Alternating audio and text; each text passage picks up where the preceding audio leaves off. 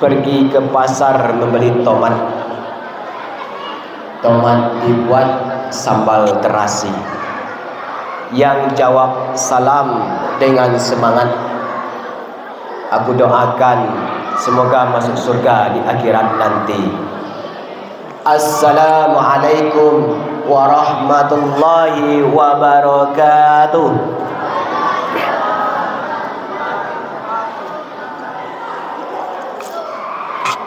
Akhirnya nganggu bunyi ya. Alhamdulillahi rabbil alamin.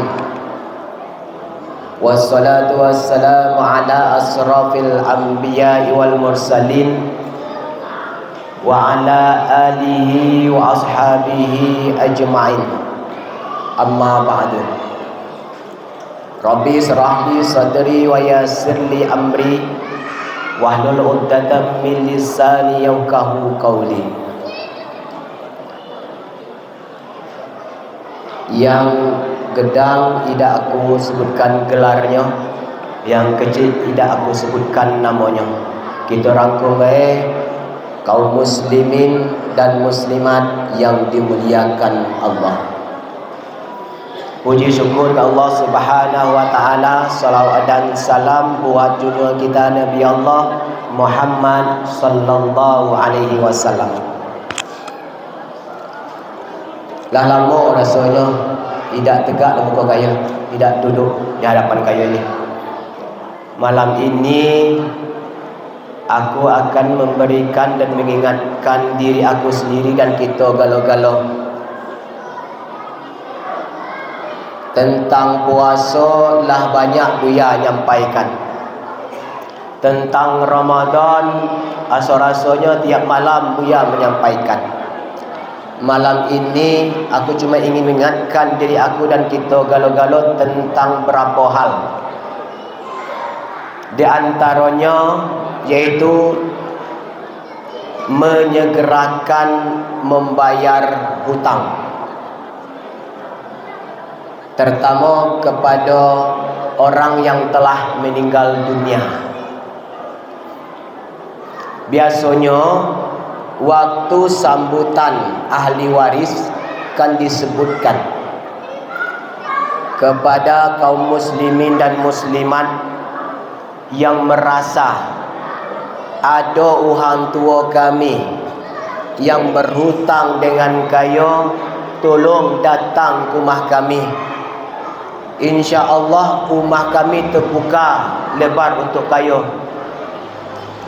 Bawa bukti-bukti yang dapat dipertanggungjawabkan. Kami akan bayar hutang kaya. Yang jadi masalah, membayar hutang itu ada kata-kata berikutnya. Kalaulah terbit lah terang ahi, kemudian lah teduh hujan, la hilang kabut bahu mayutang. Itu terbalik sesuai dengan hadis Nabi mengatakan, yang artinya jika seorang mukmin digantung tidak jelas nasibnya dikarenakan hutangnya sehingga dilunasi oleh keluarganya. Artinya apa? Si mayit akan tergantung-gantung nasibnya kalau hutang belum dibayar. Bahkan ada sebagian ulama mengatakan membayar hutang si mayit itu sebelum pelaksanaan solatnya. Sebelum jenazah kita solatkan, bayar hutang dulu, bukan nunggu 7 hari. Kenanya nama hadap Tuhan selama 7 hari lun bayi hutang, itu belum tentu nasibnya ke mana perginya. Jadi makanya sebelum disolatkan, bayi hutangnya dulu. Jadi seharusnya acara penyelenggaraan jenazah itu sebelum pelaksanaan solat, bukan setelah solat. Itu seharusnya. Sebelum solat, laksanakanlah penyelenggaraannya. sambutan apa baik, silakan bayar hutang dulu. Kalau ada yang nak nyebut hutang langsung waktu itu juga ada masalah, seharusnya. Tapi bahasa kita apa? Segan, lagi sedih. Justru akan lebih sedih mayit kalau belum dibayar hutang.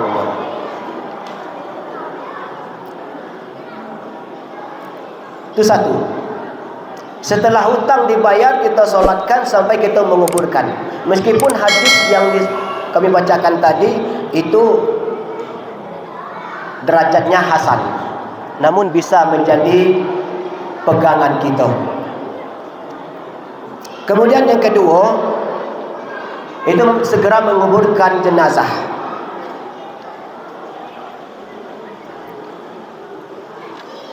Sebagaimana hadis Nabi mengatakan, percepatlah oleh kalian mengantarkan jenazah ke kuburan. Jika jenazah itu soleh, orang baik, maka hal demikian merupakan kebaikan yang kalian segerakan untuknya. Tapi jika dia tidak soleh, tidak baik, maka hal demikian merupakan keburukan yang kalian turunkan bebannya dari pundak-pundak kalian. Itu kenapa jenazah itu segera dikuburkan. Kalau baik, maka segeranya mendapatkan kebaikan dari Allah.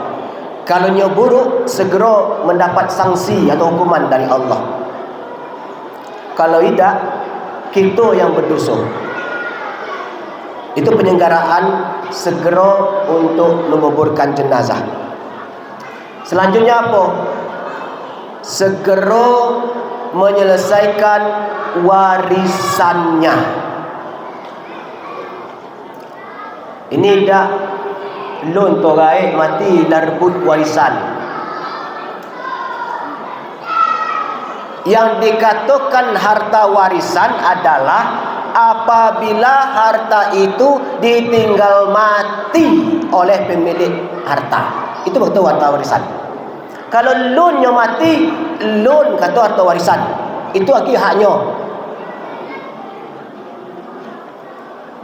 Tuai lagi nak makaikan hartanya, lagi nak makai banknya, lagi nak makai rumahnya, lagi itulah berebut.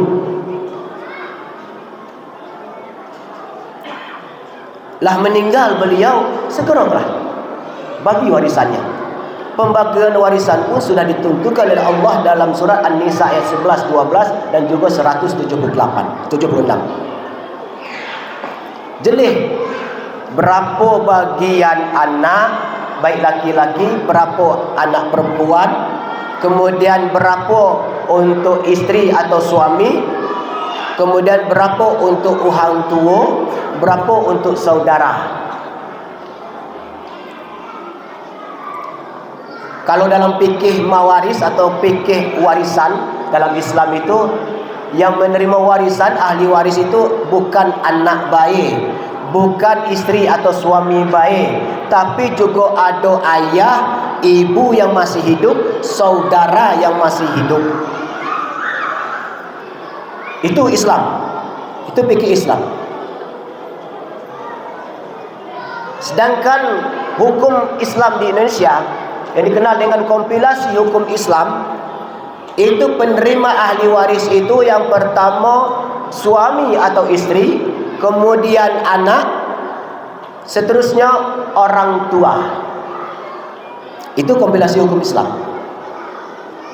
Sedangkan kitab undang-undang hukum perdata yang berhak menerima warisan itu ada 3 kelompok. Kelompok pertama itu terdiri dari suami atau isteri dan anak. Kelompok kedua orang tua. Kelompok ketiga saudara. Jika ada kelompok pertama, maka kelompok kedua dan ketiga tidak berhak menerimanya. Itu hukum perdata. Kerana kita Islam dan hidup di Indonesia, lebih baik tengah-tengah baik kita ambil, iaitu kompilasi hukum Islam. Ini dah anak berbun harta warisan hantua, lupa nyantil ngatina adu hidup. Ada hak tino dengan nyantennya. Kemudian yang kedua apa lagi? Harta warisan itu terdiri dari pertama harta bersama yang dibagi dua, ditambah harta bawaan. Itunya harta warisan. Bukan harta bawaan itu sesuai urutannya kata tidak. Misalnya harta bawaan itu dari nyantennya turun ke apanya, turun ke anak jantan, tidak. Harta bawaan juga warisannya harus dibagikan kepada ahli waris. Dadu istilah ini anak antan tuwe tidak.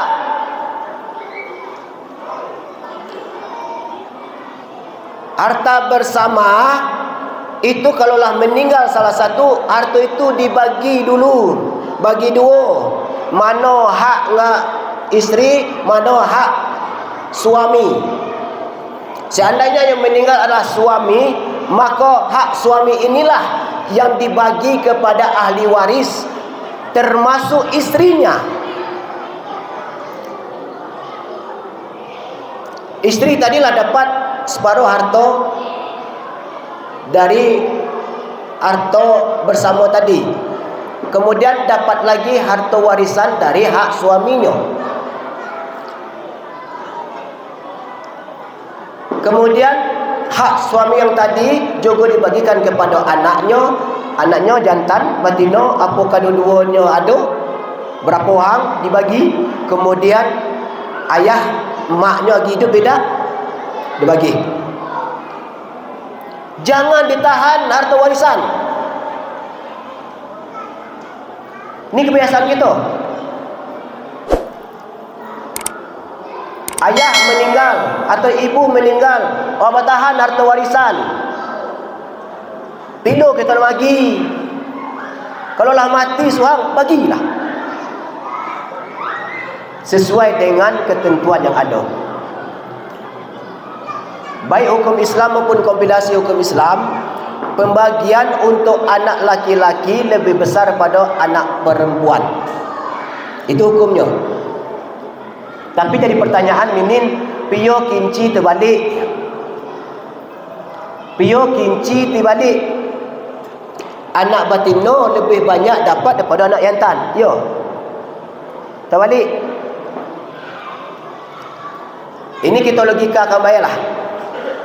Kalau logikanya gini. Uhang tua itu siapa yang mau, siapa yang melihara, siapa yang jaga, siapa yang bagi makan, siapa yang ngusun? Anak jantan apa anak tino? Anak betina. Jadi bahasa anak jantan ke anak betina seolah-olah begini. Anak betina, tolong jaga ayah nduk kita. Kalau ada warisan nanti ambil lebih ekor pada kami. Itu bahasanya.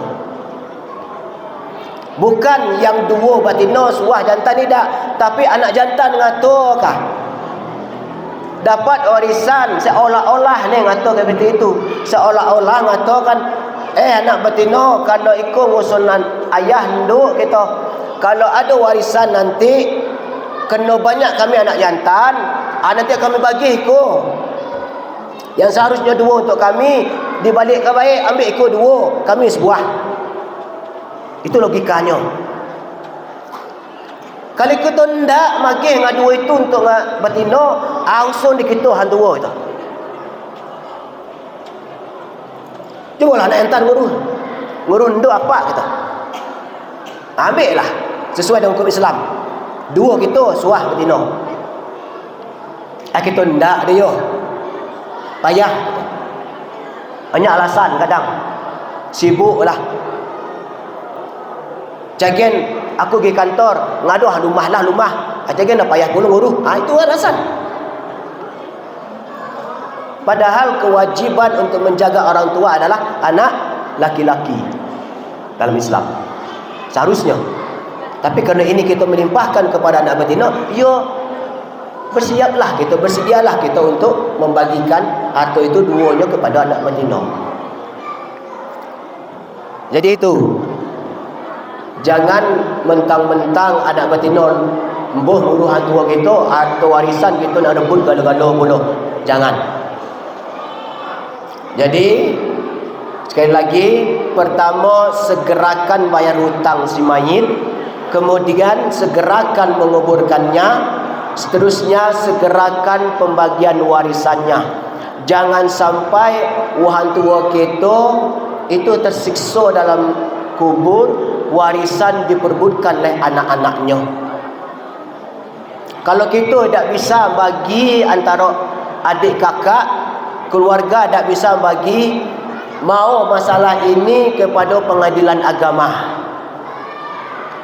Sampaikan ke pengadilan agama, kami ada nahu ayah meninggal dunia berapa hari yang lalu. Harta hang ini sada ini galo-galo. Kemudian ada warisan nyantan kuselan tina kuselan tu ayah sada ini. Kami beradik sada ini uhengnya. Bin induk kami lagi hidup, nyantan kami lagi hidup, tina kami lagi hidup, pada ayah kami lagi hidup. Amanah cara bagi duit ke pengadilan agama akan disampaikan.